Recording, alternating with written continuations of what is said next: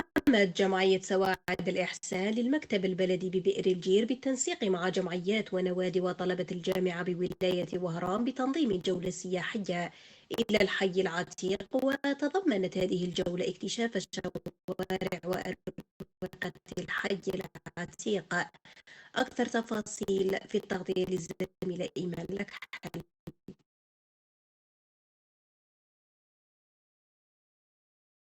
قامت جمعية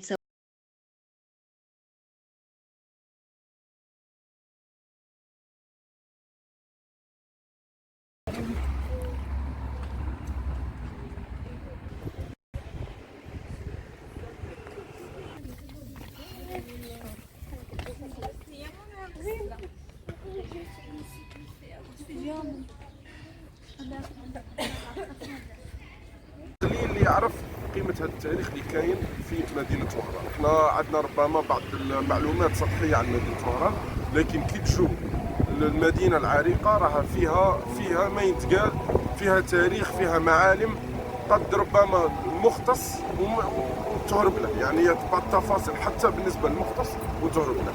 تسمى من هذا المنبر ضروري جدا أنه كل واحد يجي ويكتشف هذه المدينة هكا باش تزيد العزة تاع بها ويخدم على ترقيتها وحفاظها.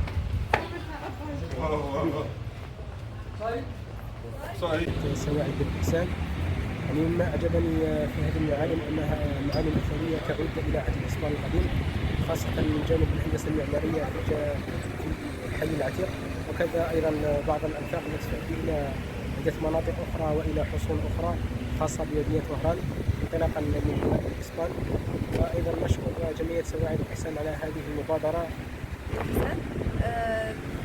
جينا درنا دورة سياحية في حي القصبة وفي الحي العتيق. شفنا العمار تاعه كيفاش راه مخدوم، السكان تاعه. معليش.